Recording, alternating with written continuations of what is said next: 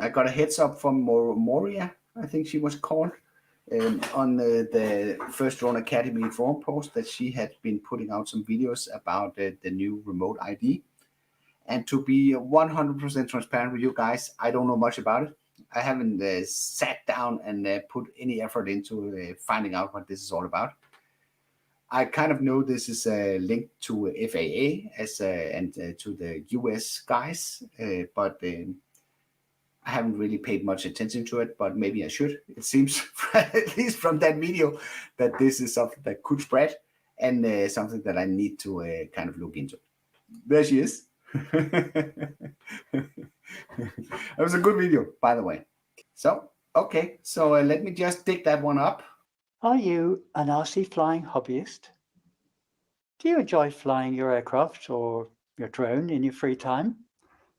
Well, you might want to sit down for this because we've got some news for you. The FAA, the Federal Aviation Administration in America, recently released a new regulation called Remote ID. And it's not good news for enthusiasts like us. Remote ID is a new requirement that mandates all unmanned aircraft to broadcast their location information to anyone who has an app to receive it. This information includes the drone's serial number, its location, its altitude, and most importantly, the location of the pilot. Imagine that. You're flying your drone, minding your own business, and anyone who's got the app can find where you are, come and make a nuisance with you, and possibly even steal your drone. The FAA claims that remote ID is necessary for safety reasons. Come on, we all know that's not the case. There have been no recorded incidents of a life being lost from the recreational use of multi-rotor drones, or to give them their correct name, quadcopters. The truth is that remote ID is not about safety. It's about big business. Big business taking over our hobby airspace. By mandating remote ID, the FAA is giving big corporations like Amazon and Google and all that lot the ability to track and monitor our every move. This regulation will make it difficult for hobbyists to fly their drones in peace without being surveilled constantly. The only places you will be allowed to fly without remote ID will be in areas called FRIAs, FAA recognized identification areas. Only a limited number of these will ever be issued, and after the first tranche are approved, no new ones are ever going to be issued. Even though remote ID is mandated from this coming September, so far, very few FRIAs have been approved. And they seem to be doing it about one a month. It's ridiculous. Remote ID is also likely to hurt the drone industry by limiting innovation and creativity. Small companies and startups will find it difficult to keep up with the new regulations, and the cost of compliance will be too high for many. And this will lead to the stagnation of the industry and a lack of new and exciting products for hobbyists to enjoy.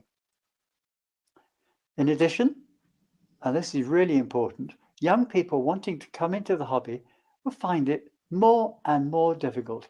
Schools are unlikely to be able to teach flight as part of their STEM programs, as they'll be unable to let their students fly. Many people currently in the aviation industry, so many of them started out by flying model aircraft and getting the bug for aviation.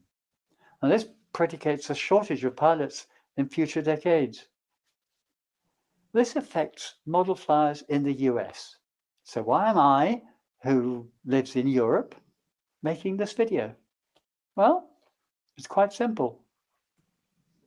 Where the US leads, the rest of the world inevitably follows. And I believe that it will be no time before the UK, Europe, and Australasia look at introducing similar regulations. So what can we do about it?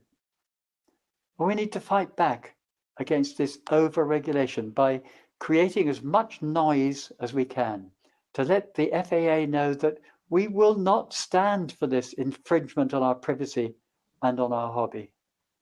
We can do this by publicizing the issue as widely as we can through social media to get the print media to consider this as a story, to spread the word about the negative impact of remote ID. Remote ID is a regulation that hurts the modern flying hobby and limits innovation in the industry. It's time for us to stand up for our rights and fight back against this unnecessary and intrusive regulation. And you can help enormously by commenting on this video, by hitting the like button, by subscribing to this channel and sharing the link with your network, and viewing the many other videos on YouTube and on social media about this subject. Thank you. And if you're a flyer, do enjoy the hobby while you can and make as much noise as possible. Yeah, so that was a kind of a wake-up call to hear that video. Thank you for sharing that information, because I kind of agree that this has a tendency, if it happens in the US, that it would trickle to the rest of us flyers here on the other side of the pond. All right, and I have one of those from the other side of the pond sitting here in the lobby, and that is a longtime friend of the channel, Sean Ozz, and I will try to bring him in right now. Hello, Sean. Oh, no audio. No audio. Now do I have audio? Yes. Okay. Sorry about the dogs. Oh my gosh, they ruin all my videos. I kind of had the same experience. I kind of had the same feeling with this remote idea that this was none of my business, basically. That's your business. You know, remote ID is a really hot topic over here in the States right now because it's coming very soon. As she said, not a lot of people have signed up. I think there's going to be a lot of people that don't. I mean, you got somebody who just goes out to Best Buy, which is an electronics store here in the States, and if they buy a DJI or the drone, it's not already in it, they're not going to do anything. They're not going to know. Not everybody that, I mean, the amount of people that have drones that actually get on YouTube and do all this stuff like we do is, I'd say, way less than 50% of the drone owners are like we are. You know, I don't know real percentage, but I assume it's pretty small compared to the vast majority, you know, that own drones. Now, I have two thoughts about remote ID I'll share real quick. If it was done right, I wouldn't care. Like, it really doesn't matter.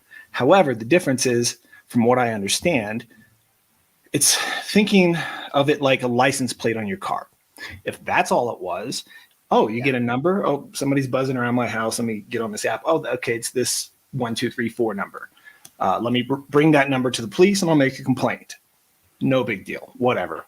However, now it's showing this number and there's confusion if it does or does not. I haven't heard solid from anyone yet, unless that's been updated in the last few days, if it shows where the person took off from or their actual information. But if that happens, this is like you said in the comments while we were writing here a little bit, this is like a Karen magnet. Oh, so yeah. At least, I would be happy. And let's for my channel. A Karen would be the least of our worries. Let's say you're flying in an urban area, right? Yeah. Or a city, right? Like, and you're flying and some thief says, oh, there's a guy with a drone right there. It's a DJI Mavic 3. I know that's worth $2-3 grand. I'm going to go to his location. I'm going to jack him. Yeah. I'm not saying it's going to happen all the time, but someone who's honest doesn't think that way. Someone who's dishonest does think that way. Now, again, if it was just a number that you could then take and report, just like you see someone's license plate driving crazy on the freeway, you can't just take that license plate and instantly get their home address and their name. And then, I mean, you have to either go to the police or you have to pay a lot of money for a certain website to be able to unlock that kind of information. And even then it could be hit or miss.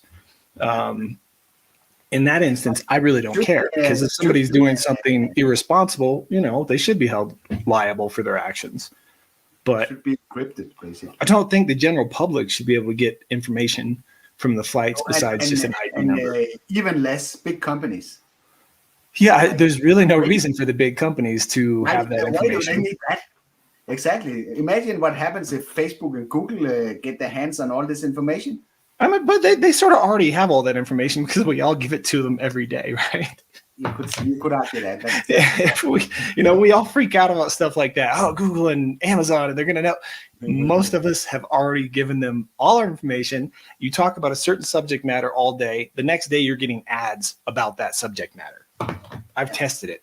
I've talked about things that I have no interest in whatsoever for 24 hours straight. And the next day I was getting ads for one of those cat trees that, a cat toy. And I don't even own a damn cat. You should make a video about that. I'll try to schedule these on a regular basis so we have time to catch up. Thank you for watching, and I'll be seeing you on the next one.